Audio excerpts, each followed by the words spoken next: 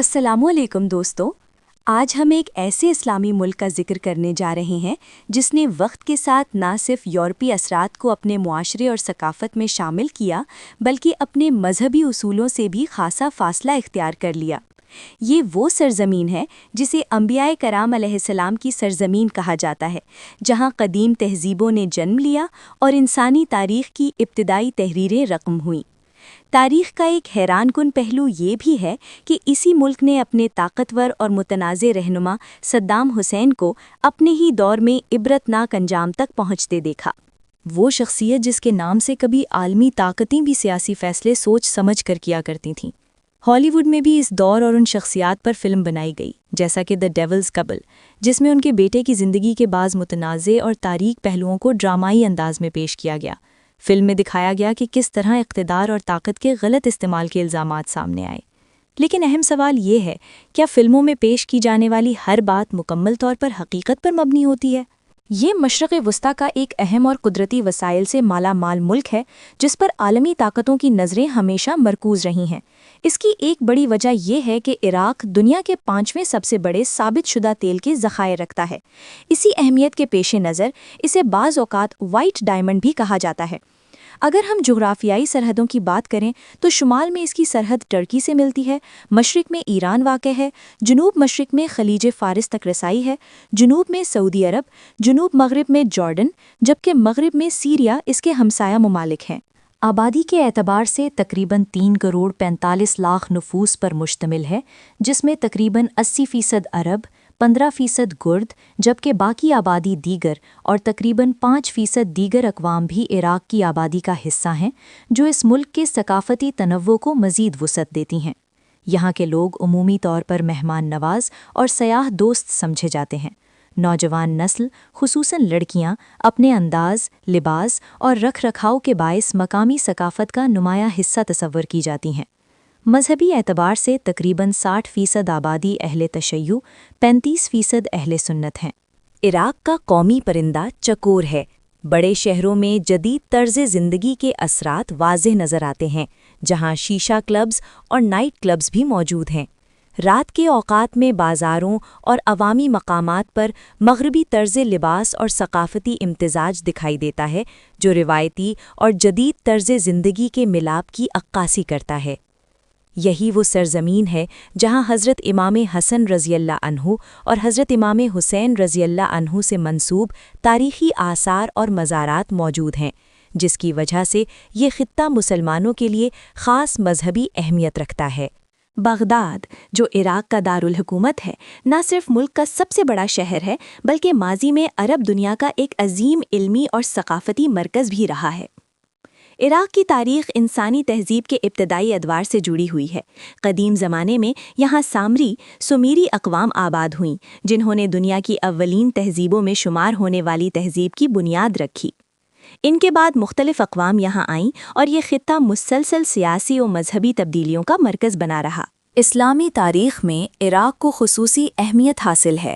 خلافت راشدہ کے دور میں حضرت عمر فاروق کے زمانے میں اسلامی افواج نے یہاں اقتدار قائم کیا، اور بعد ازاں مختلف اسلامی سلطنتوں کے ادوار میں یہ خطہ ایک طویل عرصے تک علمی، سیاسی اور تہذیبی مرکز کی حیثیت رکھتا رہا۔ یہ اقتدار طویل عرصے تک قائم رہا، مگر 1258 میں منگول حملوں نے بغداد کو تباہ کر دیا اور خطے کی سیاسی صورتحال یکسر بدل گئی۔ بعد ازاں صفوی سلطنت نے مختلف ادوار میں اس علاقے پر اثر و رسوخ قائم رکھا۔ پہلی جنگ عظیم کے بعد 1919 میں برطانیہ نے عراق پر قبضہ کر لیا، اور 1921 میں فیصل عراق اول کو عراق کا بادشاہ مقرر کیا گیا۔ ان کی حکومت 1933 تک جاری رہی، اور ان کے انتقال کے بعد شاہی نظام 1958 تک برقرار رہا۔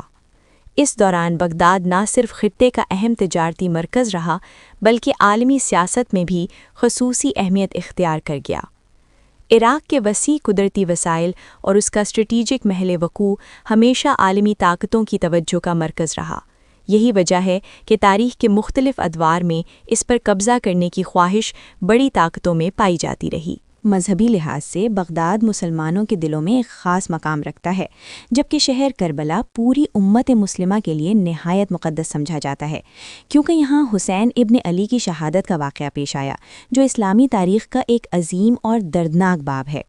تاہم آج کے عراق کی موجودہ سماجی صورتحال کو دیکھ کر بہت سے لوگ حیرت کا اظہار کرتے ہیں۔ وہ سرزمین جو کبھی انبیاء کرام کی سرزمین کہلاتی تھی، آج جدید اور مغربی طرز زندگی کے اثرات سے گزر رہی ہے۔ بڑے شہروں میں نائٹ کلبز، شیشہ کیفے اور یورپی طرز لباس عام نظر آتا ہے۔ شادیوں اور تقریبات میں رقص و موسیقی اور جدید فیشن کا رواج بڑھ چکا ہے۔ مزید برآں، اگرچہ عراق ایک اسلامی ملک ہے اور قانونی طور پر شراب پر پابندی عائد کی جا چکی ہے، تاہم مختلف ادوار میں اس قانون پر عمل درآمد میں اتار چڑھاؤ دیکھنے میں آیا ہے، اور شراب کی پیداوار اور درآمد کے حوالے سے بھی رپورٹس سامنے آتی رہی ہیں۔ ملک کے بعض حصوں میں بارز اور لائسنس یافتہ مقامات موجود رہے ہیں جو اس بات کی عکاسی کرتے ہیں کہ عراق کا معاشرہ روایت اور جدت کے درمیان ایک پیچیدہ توازن سے گزر رہا ہے۔ بڑے شہروں میں جدید طرز زندگی کے اثرات کے ساتھ مساج سینٹرز اور مختلف تفریحی مقامات بھی دیکھنے کو ملتے ہیں۔ امریکی اور مغربی ثقافتی اثرات عام شہری زندگی میں نمایاں ہیں، جبکہ غیر ملکی سیاح بھی تاریخی مقامات اور مقامی ثقافت سے لطف اندوز ہونے کے لیے عراق کا رخ کرتے ہیں۔ تاہم عراق کی سیاسی تاریخ کہیں زیادہ پیچیدہ اور ہنگامہ خیز رہی ہے۔ اسی تناظر میں صدام حسین کا دور اقتدار ایک اہم اور متنازع باب کے طور پر سامنے آتا ہے۔ 1979 میں احمد حسن البکر کے بعد صدام حسین اقتدار میں آئے۔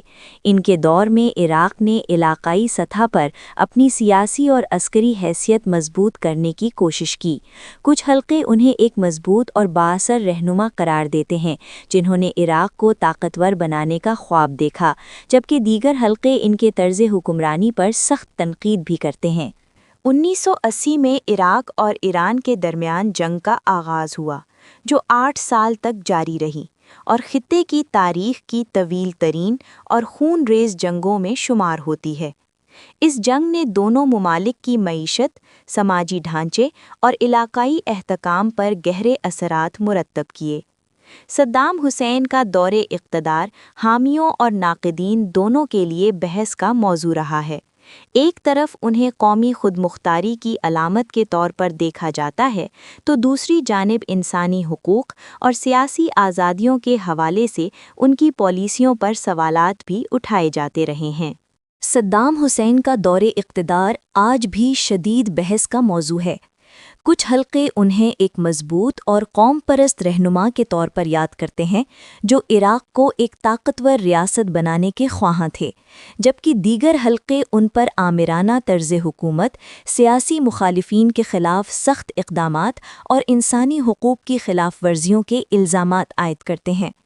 ہالی ووڈ میں بھی ان کے دور اور ان کے بیٹے کے حوالے سے فلم بنائی گئی، جیسا کہ دی ڈیولز ڈبل، جس میں سنسنی خیز انداز میں کئی الزامات کو ڈرامائی شکل دی گئی۔